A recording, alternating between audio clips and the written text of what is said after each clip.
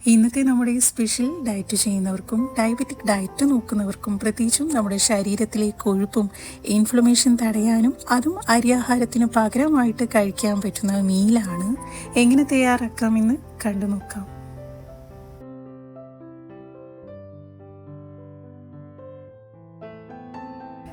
ഇത് തയ്യാറാക്കാനായിട്ട് ഇവിടെ ഞാൻ അരക്കപ്പ് പാർലി നന്നായി കഴുകി 2 മണിക്കൂറോളം സോക്ക് ചെയ്ത് അതിൻ്റെ വെള്ളമെല്ലാം ഡ്രെയിൻ ചെയ്തെടുത്തിട്ടുണ്ട്. ചൂടായി വന്ന പ്രഷർ കുക്കറിലേക്ക് അല്പം ഓയിൽ ഒഴിച്ച് കുറച്ച് ചെറിയ ജീരകവും ലേശം മുഴുവനായിട്ടുള്ള കുരുമുളക് കൂടെ ചേർത്ത് കൊടുക്കാം.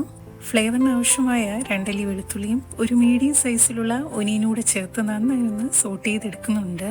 കുറച്ച് കറിവേപ്പിലയും നിങ്ങളുടെ ടേസ്റ്റിനനുസരിച്ചുള്ളതും കയ്യിൽ അവൈലബിൾ ആയിട്ടുള്ള വെജിറ്റബിൾസ് ഒക്കെ ചേർത്ത് കൊടുക്കാവുന്നതാണ്.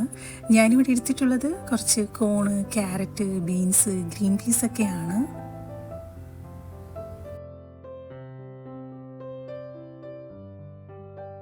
മസാലയ്ക്ക് ആവശ്യമായ കുറച്ച് മഞ്ഞൾപ്പൊടിയും പാകത്തിന് ഉപ്പൂടെ ചേർത്ത് കൊടുക്കുന്നുണ്ട്.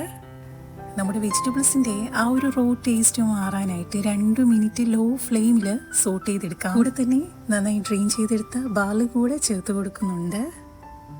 ഇനി ബാർലിയുടെ ഗുണങ്ങളെക്കുറിച്ച് നമുക്കറിയാവുന്നതാണ്.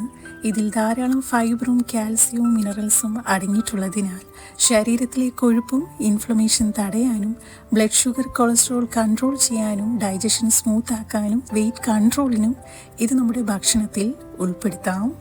ഗ്രേവിക്ക് ആവശ്യമായ വെള്ളം കൂടി ഒഴിച്ചു കൊടുക്കുന്നുണ്ട്. ഇവിടെ ഞാൻ അരക്കപ്പ് പാർലയ്ക്ക് 3 ഗ്ലാസ് വെള്ളമാണ് എടുത്തിട്ടുള്ളത്.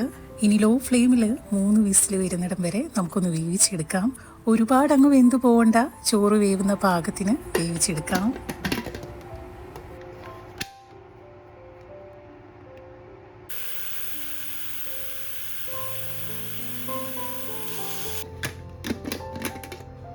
ഇതാ നമ്മുടെ ബാർലിയും വെജിറ്റബിൾസും ഒക്കെ നന്നായി തന്നെ വെന്തു വന്നിട്ടുണ്ട്.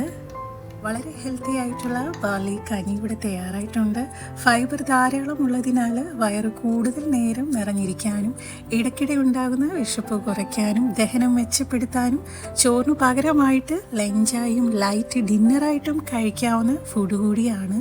ഇത് ഡയറ്റ് ചെയ്യുന്നവർക്ക് മാത്രമല്ല, ഹെൽത്തി ആയിട്ടിരിക്കാൻ ആഗ്രഹിക്കുന്നവർക്കും തയ്യാറാക്കാൻ പറ്റുന്ന റെസിപ്പി കൂടിയാണ്. ബാർലി വെച്ചിട്ട് ഒരുപാട് റെസിപ്പീസ് നമ്മുടെ ചാനലിൽ അപ്ലോഡ് ചെയ്തിട്ടുണ്ട്. കാണാൻ താല്പര്യമുള്ളവർക്ക് പോയി നോക്കാവുന്നതാണ്. ഇന്നത്തെ നമ്മുടെ റെസിപ്പി എല്ലാവർക്കും ഇഷ്ടമായെന്ന് വിശ്വസിക്കുന്നു. പുതിയൊരു വീഡിയോയുമായി നമുക്ക് വീണ്ടും കാണാം. നന്ദി, നമസ്കാരം.